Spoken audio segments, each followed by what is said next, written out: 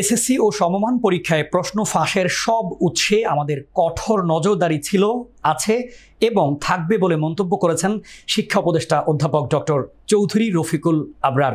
বৃহস্পতিবার এসএসসি ও সমমান পরীক্ষার হল পরিদর্শন করেন তিনি। পরিদর্শন শেষে সংবাদ ব্রিফিংয়ে এসব কথা বলেন তিনি।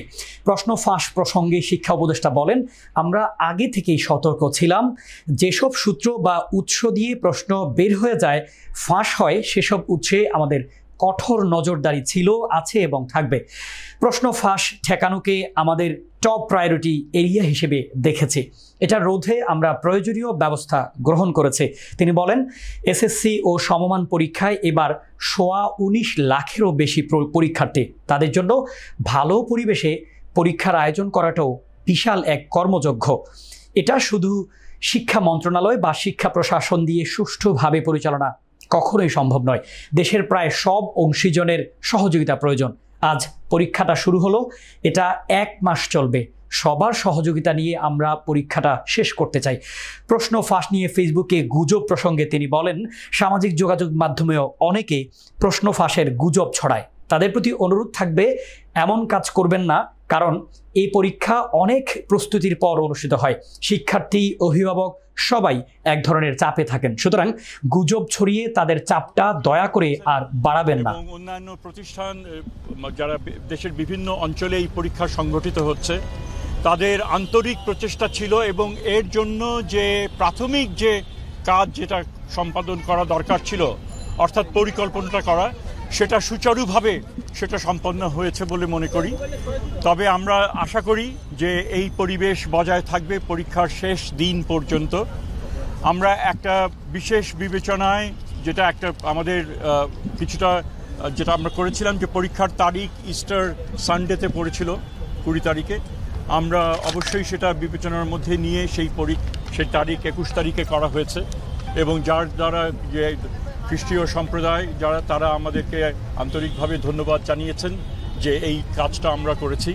সো আমরা বেশি বলার কিছুই নেই, পরীক্ষা তো সবে শুরু, আমাদের পরীক্ষা সবে শুরু এবং যদি সম্পন্ন, আমি এখন শেষ করি নাই, পরীক্ষা সবে শুরু, ছাত্ররাও দিচ্ছে না, আমরাও কিভাবে এটা সম্পাদন করছি সেই পরীক্ষাও শুরু। এটা শেষ হবে সামনের মাসে, তো আশা করি সুচারুভাবে সম্পন্ন করতে পারবো। এখন বলেন,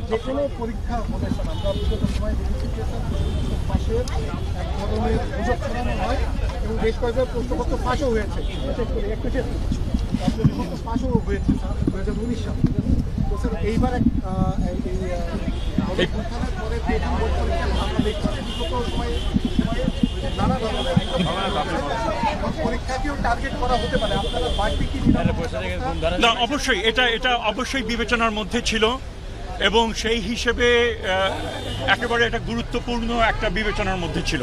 সেই হিসেবে যতটুকু যেই